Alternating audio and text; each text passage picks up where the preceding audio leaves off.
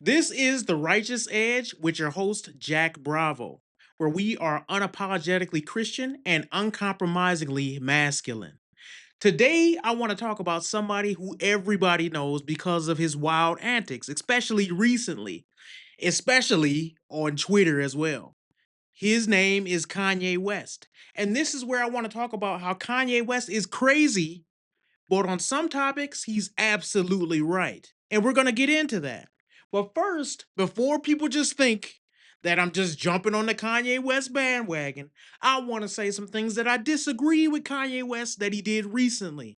And when I say disagree, that's kind of putting it a little too mildly. I really hate what he did with his wife on the red carpet. Here's the problem. As a man, I cannot respect when a man whores out his wife. He put his wife on the red carpet and she was basically all the way buck naked in front of all these people. Now, I'm not saying she didn't have any mind of her own to make this decision. She surely did, and she's in the wrong for it too. Whether you are the pimp or the 304, you are still in the wrong. So when he did that, I thought that was what type of man does that, dude? What type of man goes into a platform and takes his wife, the one you are sworn to protect as a man, especially if you taking Christian values now. You sworn to protect, for better or for worse, you supposed to be the protector, the provider, the head of your family, and you make that decision for your family, possibly the future mother of your children, to get out there and be buck naked in front of all these men and women for that matter. That's not respectable, man. That's not a man thing to do. That's definitely not a Christian strong masculine thing to do. And I got to take away some points of respect for that because when I see a man do that in his godly leadership role, I'm not saying Kanye's a Christian, but I still hold men in general to a certain standard. And to see him do that with his wife on the red carpet, I'm like, dude, that's some clown stuff right there. I can't rock with that, and I don't adhere or respect that in any way. I have to say that because sometimes people on the internet are like, oh, he really likes this person, so he likes everything that person says. That's not how I rock, and that's not how I do things. I even like there's plenty of people that I like that I don't agree with everything they do. So I have to put that caveat in there. But what I will say is he did an interview and he did a recent interview. And it was some goofy antics in the interview. Let's just be honest here. He came out in a black KKK outfit. So more clown stuff, right? Now, here's the thing though. He said one thing in a segment that I'm like, I kind of agree with him here. I kind of got to agree with him right here because he broke down something that I said, I don't care how much goofy stuff he's been doing in the past. He made a point right here.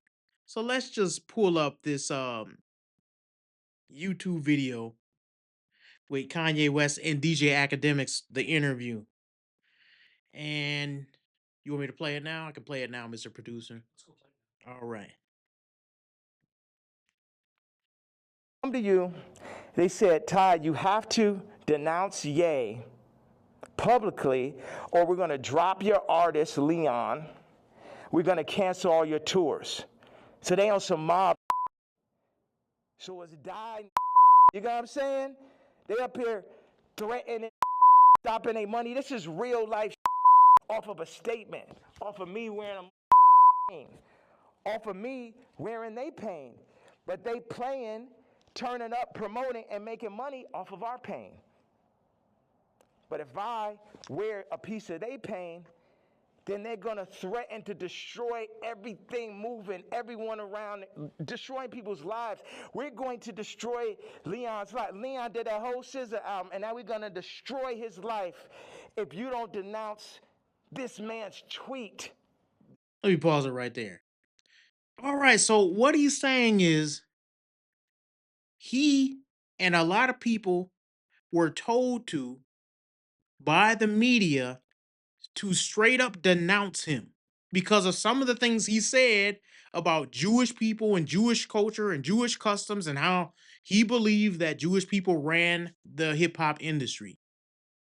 Now, here's what he said then that I kind of agree with.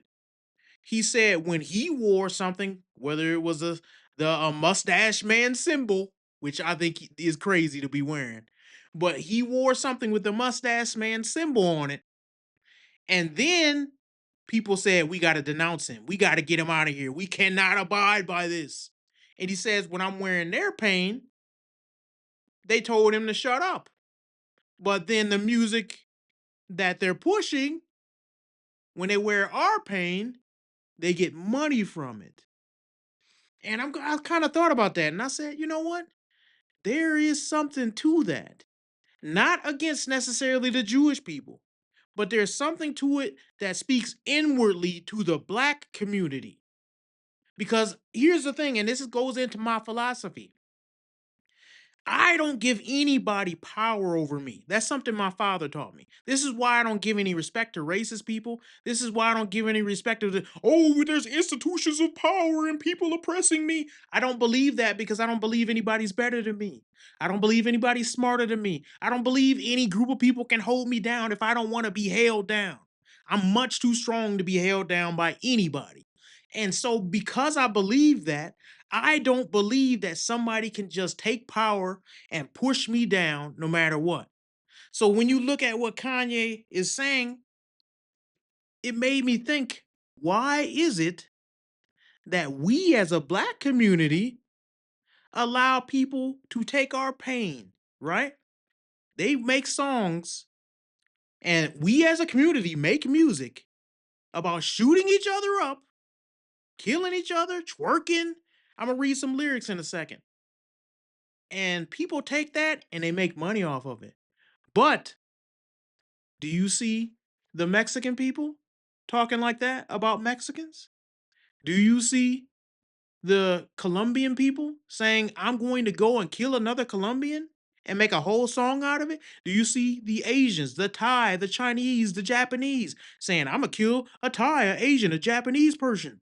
Simply because they in the wrong neighborhood. So we have let the Jewish people capitalize on our music. Why do we allow it? Is the question. We make the music. We're the ones with the creative minds. We're the ones that people are trying to copy our trends. And that's a fact. It is true. Our trends are copied around the world. I have seen compilations of people trying to rap like us, dress like us, do their hair like us. All those things are true. But if you're going to take that and say we hold this much power for people to want to emulate what we do, then why is it we're not smart enough to stop feeding our own people poison? If they have so much respect that you don't see a Jewish person saying, I'm going to drive by the next synagogue and shoot it up.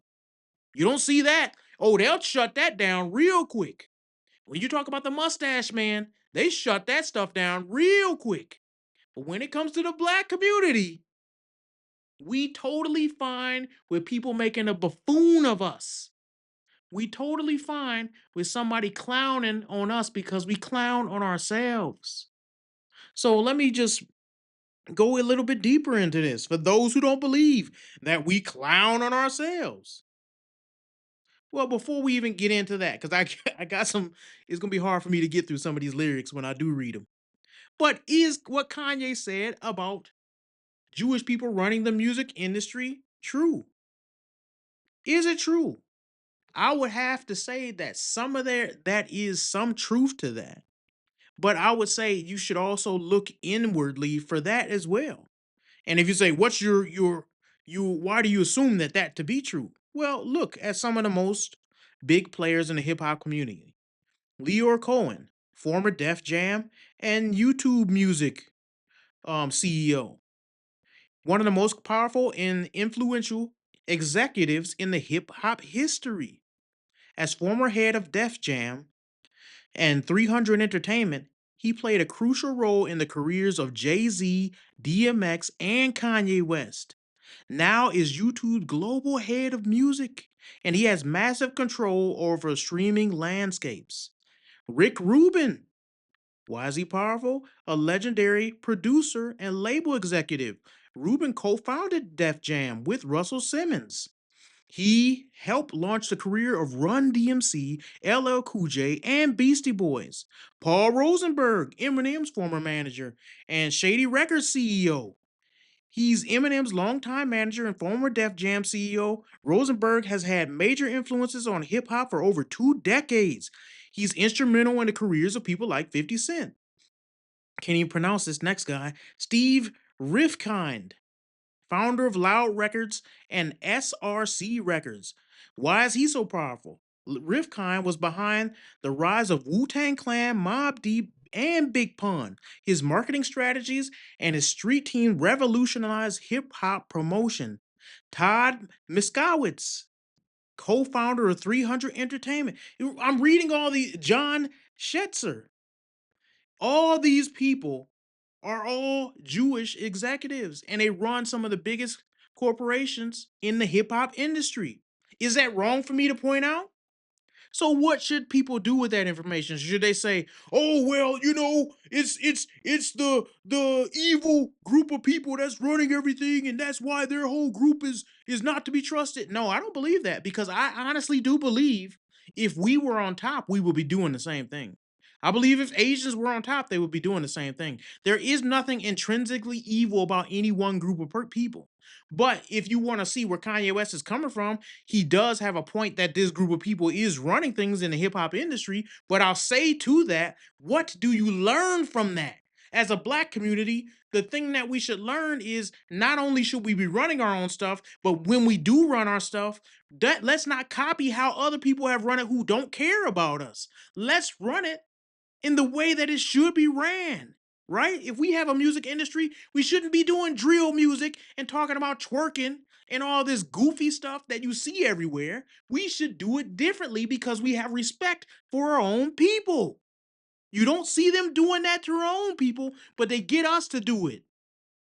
And that should say something to us about us, not to us to, oh, people is holding us down. Don't let yourself be held down.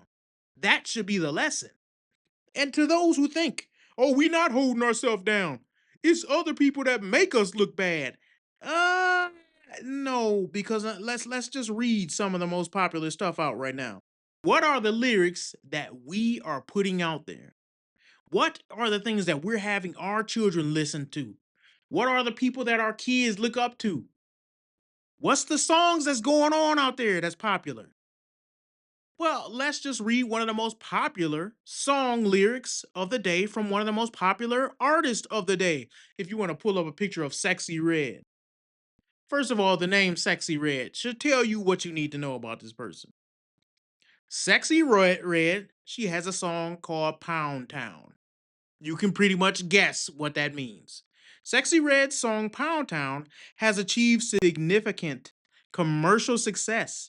By August 2024, the Recording Industry Association of America certified the track platinum, signifying over 1 million units sold in the United States. Additionally, the remix Pound Town 2, featuring Nicki Minaj and Tay Keith, debuted as number 66 on the Billboard's Hot 100 charts in June 2023. As of August 2023, Pound Town 2 reached gold eligibility, indicating over 500,000 units sold on Spotify. Pound Town 2 has accumulated over 72 million streams since its release on May 26, 2023. I hope that this video can even get a tenth of those views. 72 million streams? Maybe this is a great song. Maybe we're misinformed. Maybe the stuff that we're feeding our own community is not poison. Maybe Sexy Red is talking about encouraging other women to be good housewives. Since 70% of black children are born out of wedlock, maybe she's out there promoting that, black women get out there and maybe Pound Town is really making pound cake at your house in the kitchen for your hubby. Maybe that's what she's talking about in this song. Well, let's read some lyrics and just reiterate what her message is. It says, I should read it in her voice, but I can't even do her real stanky voice. I'm out of town, thugging with my rounds. My coochie pink, my booty hole brown. That's what she says. This is not my words. Where them niggas? I'm looking for the hoes. Quit playing niggas. Pound Town. Just left Pound Town. Love my nigga. He took a B down. Yeah, that a B down. Should I even continue? Like, it's hard for me to even read this nonsense. It's only funny because it's so absurd. This is a real song. Oh my gosh, I'm trying to see if it's any. It's not one sentence in here that's clean. Looking for the hoot daddies. Where the niggas that get ratchet? My son need a new pappy. I'm trying to get my stretched. Yeah. Trying to get my stretched. Yeah. No, I didn't just repeat that for no reason. She says it twice. So you know.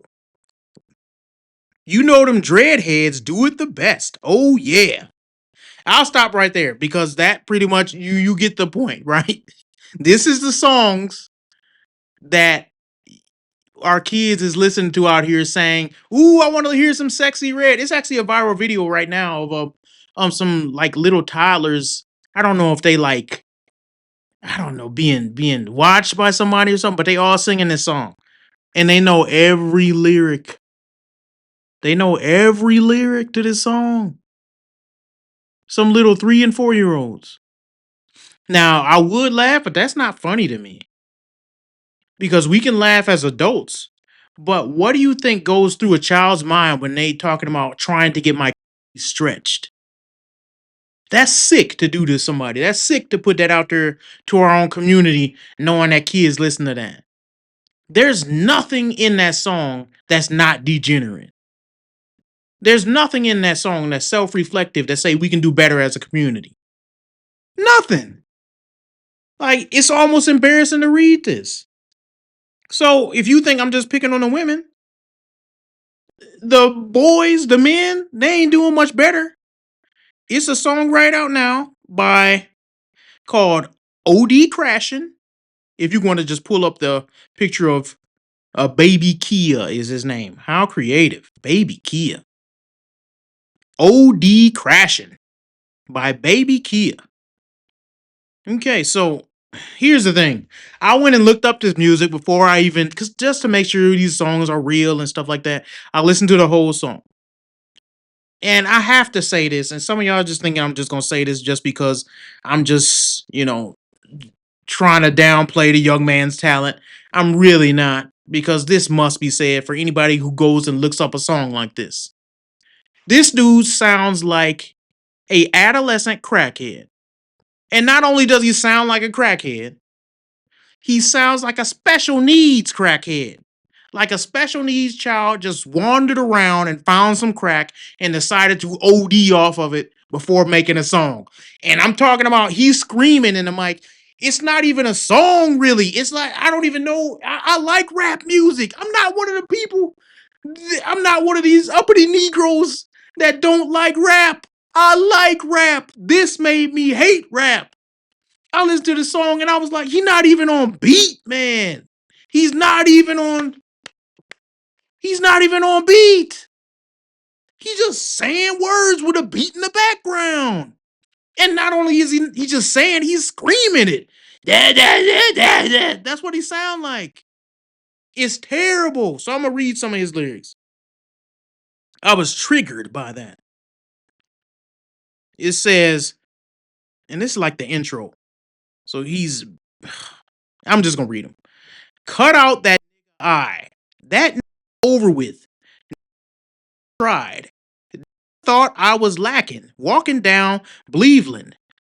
No, that's my hood.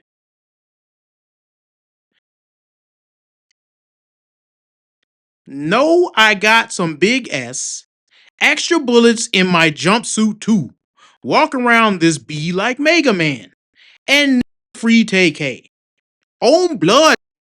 Yeah, we walking down Cleveland with that stick. Extra bullets in my jumpsuit. Can't wait to let it hit.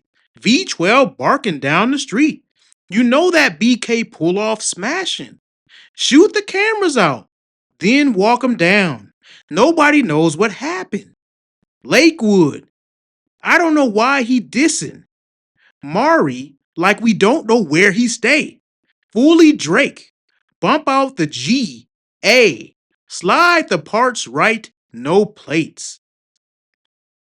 No, we OD crashing. Pull through Max and work that K. His mama swore he was a good child. Soon as that little boy get faced. That's enough of that because most of it is just I don't even know if these kids can read. Like that, those type of lyrics, that's what they call lyrics. This song, look, let me tell y'all, because y'all probably think I just picked a random song.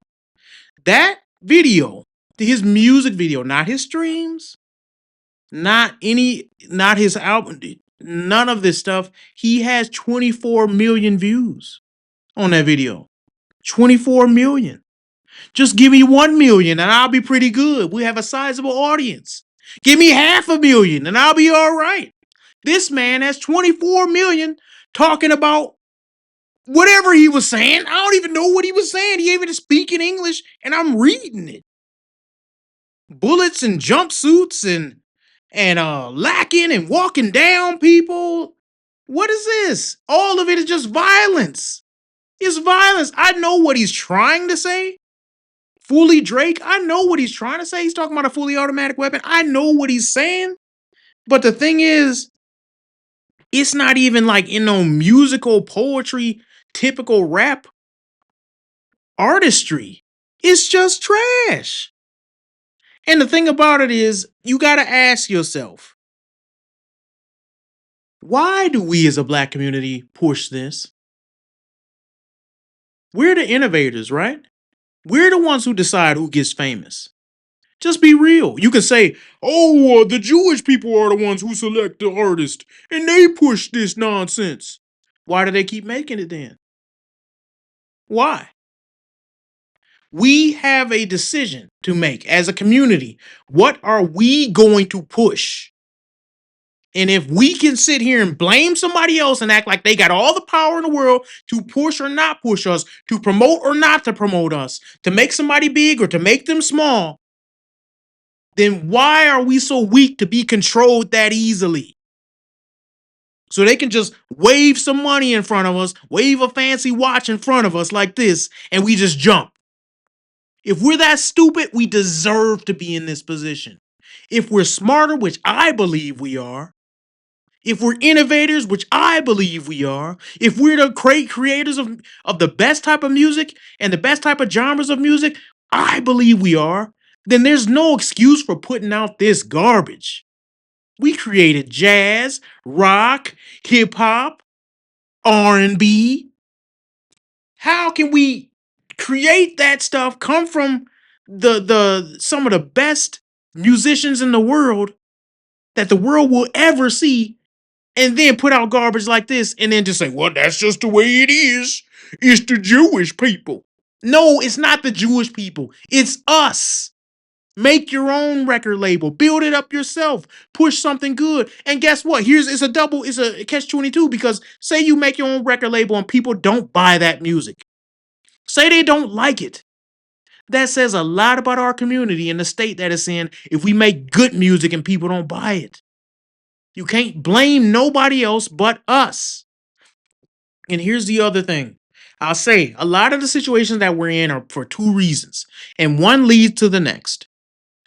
The first reason is not the most important. The second reason is gives power to the first. The first reason being this. We have no fathers in the home in the black community. No fathers in the home. And no fathers are in the home because of several reasons. We glorify thug behavior. We glorify criminality. And our women love it. Let's not just sit up here and act like it's just the men. Our women love it because they would rather get the 1 out of 10 dudes that's a thug and skip the other 9 that actually have regular jobs. And the regular 9 dudes never have children, and the one thug dude has 20 kids by 8 different baby mamas. And then the second reason that's more important is we got away from God's word. We got away from God's word and we got away from his principles. So now we don't know how to live life. We don't know how to select a good man. We don't know how to come along and for a father to teach his son. We don't know any of this stuff. We don't have any principles anymore because we don't follow God. And if we follow God and specifically Jesus Christ, if we follow Jesus Christ and his word, this type of music wouldn't even be allowed in our house. We wouldn't even have a problem with this stuff. The father would be like, nope, that's not allowed in our house. Not going to sell here. And we would know right off the bat that it would not be named amongst us in our community. But since we don't have fathers to protect, and since the mothers run amok and we live in a matriarchy in the black community where Big Mama can say and do anything she want to do with no criticism whatsoever from anybody, tell me who can correct the black woman in the home? Nobody. And that's a real big problem. Because if we got back to God and the hierarchy that he set up, it would be God leading the home, and then the husband being the head of the home, and then the wife over the children. And nobody would have a problem with that. That wouldn't be controversial to say. We would just do what was right. And that's all I got to say on the music stuff. So I saw a video on X, and it was a trans cry fest. All right, that's the best way I can describe it. So it was a person. Let's just cut to the chase. It was a female. It was a woman. It was a woman claiming to be some they, there, them, zer, whatever you call it. And this person was crying about something. And I just want to review this video and see if this person has a point here. How should we, as strong Christian men, feel about this? Now, let me play this video. Tried calling friends, nobody's picking up, so I just am gonna dump this here. It's the middle of the day, I completely understand, but I just had a really harrowing experience at work. I have this one coworker who simply refuses to use the correct pronouns for me. I've called her out every time she misgenders me, and she just is resigned to not change. And today just broke something in me. I just snapped. It broke something in her. Don't you understand her pain? You disgusting individual who will, somewhere out there, who will not call this woman what she claims to be. You're sick. Let's continue playing this. I ended up yelling at her after the third time she misgendered me, and within like 30 minutes, like, I use they, them pronouns. And she got they. I just started I use explaining to her, plural like, pronouns I'm sick and for tired one of this shit. person. Like, It's I need me. to at least make an Right? attempt. I don't see how anybody could just not do that. Popped off, got upset. Are you stupid? You bigot? Are you dumb? She's obviously a they. She is obviously two people. Right? Because words don't mean anything anymore. Let's continue playing that. And she got so defensive. And I just started explaining to her, like, I'm sick and tired of you need to at least make an attempt. And she popped off, got upset, got defensive. What are you gonna do about it? And I just said, I'm gonna be really hurt and sad. Like, oh no! Oh, what a world we live in! You're making her really hurt and sad. Don't you understand? This is the thing. Why in the world? My producer is laughing right now. You're making her really sad, and that's all they gonna be. That's all they gonna do. Nothing is gonna change. This is all these people do, and this is what makes me sick. She gave a truthful answer here. She said, "What are you gonna do about it if I don't use your pronouns?" And the they, them, the, she, there, whatever. That person said, "I'm gonna be really sad." Yeah, that's it. That's about it. That's all that's gonna happen. You're gonna be really sad that I'm telling you the truth. That's all. You ain't gonna do nothing. If I sit and call you what you actually are, you ain't gonna do a darn thing to stop me. And here's the thing, we need to start I'm skipping ahead because we haven't even finished the video. Let the they them speak. Stop interrupting they them. Yeah, the coworker that refuses to use the correct pronouns for me claims to be bisexual, and she stands up and goes, "When I came out as bisexual, everybody was mad at me." It's like, then why are you mad at the trans kid? Like, what? You want to inflict that same pain onto me? Why? It's so frustrating because then my boss spins it around as like I'm the one who's making a scene and is being like over emotional or oversensitive. And it's like, all I am asking is for you to make an attempt to try and respect my gender identity. And they're both just going at me like, this is not the time. We're trying our best. You should be compassionate and understanding. You should just accept it with love and move on. Like, it's so frustrating. I literally was shaking so hard. I just got up and left. I came to the beach. I didn't want. See, and this is where we talk about a slippery slope that everybody on the left don't want to admit that actually happens. So first, you gotta let so and so marry so and so, right? Be the same sex or whatnot. Now we are at a point that if you don't use the pronouns that they deem necessary for themselves, you are transphobic. They get to label you with that, and now you're in a position where you're a bigot. If you don't call them what they claim they need to be called, it's going to affect their mental health. These words are dangerous. You cannot refuse to use someone's pronouns. You cannot tell somebody the truth because that's transphobic. And don't you understand? There's nothing worse than being transphobic. Nothing. There's a man who may have offed his 12-year-old child and drowned his dog and ran over his wife with a car, but at least he's not transphobic. Inflict that same pain onto me? Why?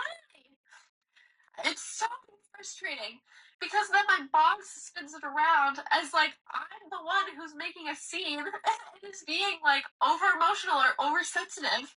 And it's like, all I am asking is for you to make an attempt to try and respect my gender identity. And they're both just going at me like, this is not the time. We're trying our best. You should be compassionate and understanding. You should just accept it with love and move on. Like, See, this is a problem with a lot of Christians. They have this be nice doctrine. Did you hear what she just said? You should be compassionate and understanding. You should just be nice to her. You should be nice and lie. You should, let's break it down. You should be nice and disobey God for me. If you were nice, you would just disobey God. God will want you to disobey him for my sanity, right? God will want you to disobey him so that I can feel good. God will want you to disobey him so I wouldn't delete myself, right? That's all these arguments they use, and they use it, and Satan is using these type of things to attack Christianity so that we can say, the 11th commandment of be nice. We should be nice, and therefore you don't want to offend anybody. And if you do offend people, you're not a Christian. Ain't that what they say? It's not your job as a human being to keep an unhinged person hinged.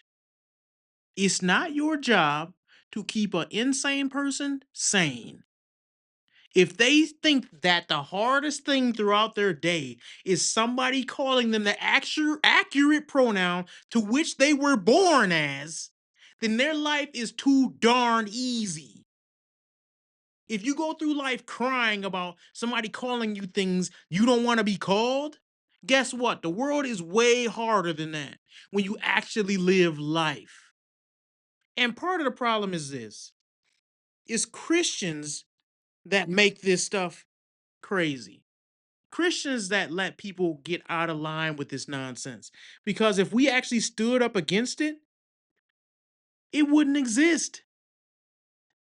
Let me read you something. It's a Bible verse. Maybe a lot of people don't know it. It's really hard to find. Never really heard anybody reference it.